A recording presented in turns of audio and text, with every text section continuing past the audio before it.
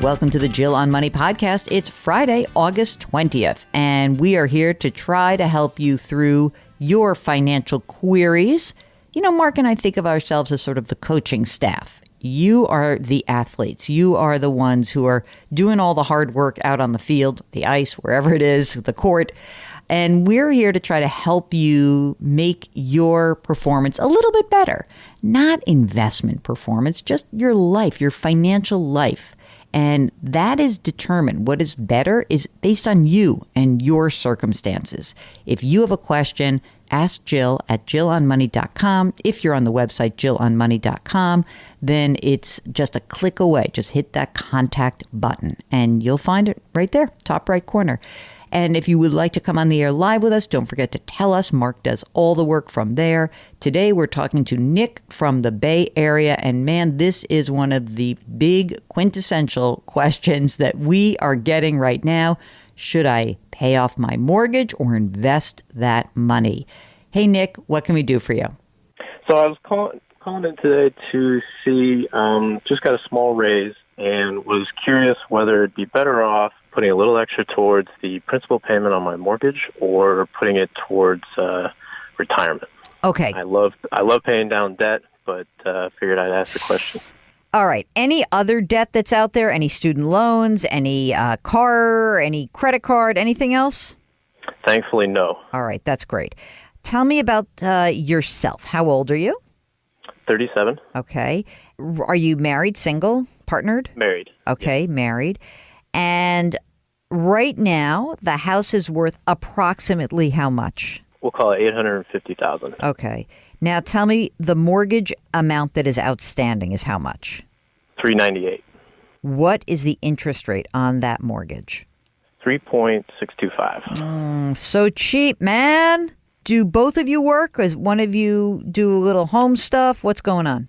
Both of us work. Okay. How much is your combined income? About $215. And what will the increase in your salary take you to? Was that with the increase or before? Yeah, the increase, it was about $3 an hour. At this point, do you have kids or no kids? No kids. Okay. And plan to have kids? Anything else like sort of on the horizon that I should know about before we make this decision? No, nothing crazy. We've definitely talked about kids, but it's not something in the immediate future.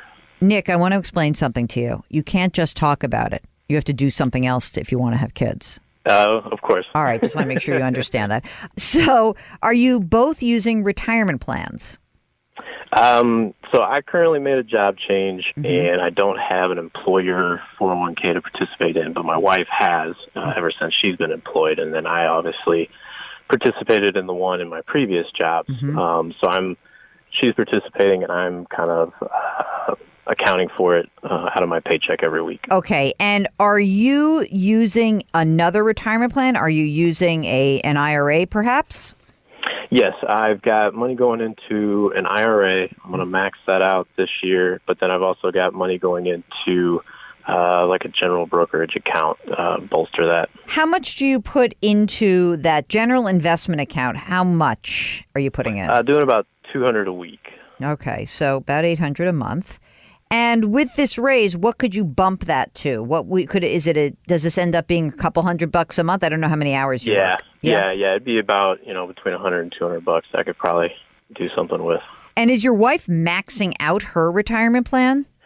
She is. We, since I started listening to the program, it kind of gave us a good kick in the butt on things to ask ourselves. So fantastic. Yeah, she's currently doing that. Okay, great. So here's the issue. $100 or $200 a month. Should I pay off a 3.625% mortgage, or should I add it to my general investment account and potentially make more than that? So you've already self-disclosed that you're a wimp, and I love that you like to pay down debt, right? Mm-hmm. It's a good thing.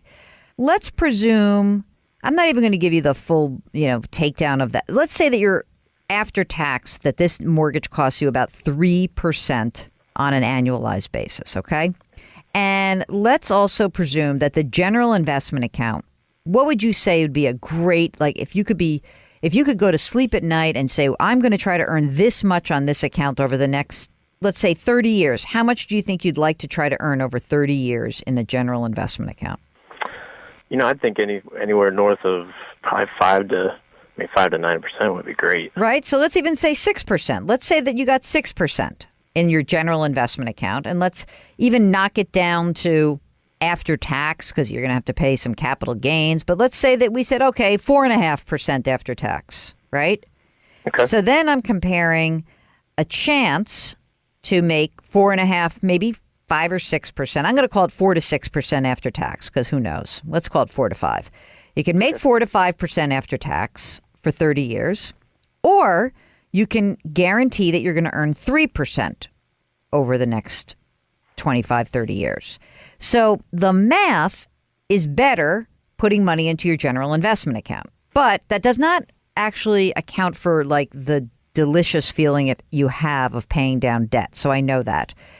How much money is in the general investment account right now? Roughly $200K. Okay. And how much is in your old retirement account, your current IRA, and your wife's retirement account? So retirement assets total are how much?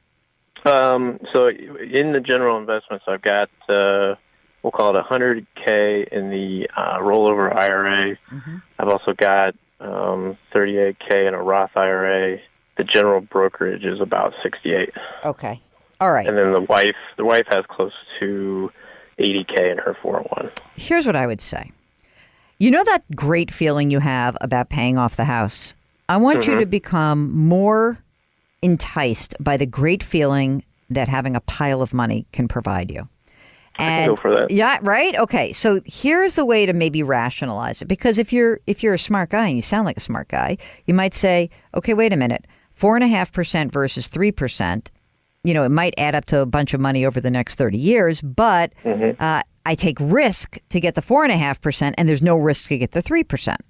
So that is one argument. But then I will put back to you, the risk you have is that you are now paying down a loan and you've lost the liquidity. You don't have the money. So if you were to have stopped talking about kids and finally do something about it, you might like to have $100,000, $200,000 sitting in liquid assets, not a paid down mortgage, because it's a lot harder to figure out how to extract money from your house later once you've paid that down. So I think you're young. You guys probably have lots of different twists and turns in your careers, in your lives. I think that the access to liquidity should be more important to you than the good vibe of paying down your mortgage. And yes, and I do think it will happen to be it should be at least a better long-term vehicle in terms of how to compare assets over time, right? So that to me is the best way to think about it. If you desperate and you really, really have to pay down a 3.625% mortgage, you say to yourself, but wait, once I do that, I lose the money. And if I put it in this in brokerage account, I'll have that money. And if you choose, you don't have to pay this till the year 2046. Maybe you have kids and the kids are great and you don't need the money. And maybe in 15 years you say, now I just want to pay this down. Okay, that's fine. Okay, a Friday in August. I hope that you're going to have a good one. Maybe, knock off from work a little early. If you've got a financial question, don't forget we are here for you Friday, Saturday, Sunday, 7 days a week. Whenever, send us your questions. Ask Jill at jillonmoney.com. If you are on the website is jillonmoney.com. You can hit the contact button. If you like this podcast, please pass it along to someone who you think might benefit from it. And if you wouldn't mind, leave us a rating or a review. It is Friday, and that means I have to remind you that our music is composed by Joel Goodman. Mark Talercio is our executive producer extraordinaire. We are distributed by Cadence 13. Don't forget to do something nice for someone else today. And remember, a little grit, you maybe get a little growth, but have grace. Let's put a little gratitude on top of that, okay? That would be great. We'll talk to you tomorrow.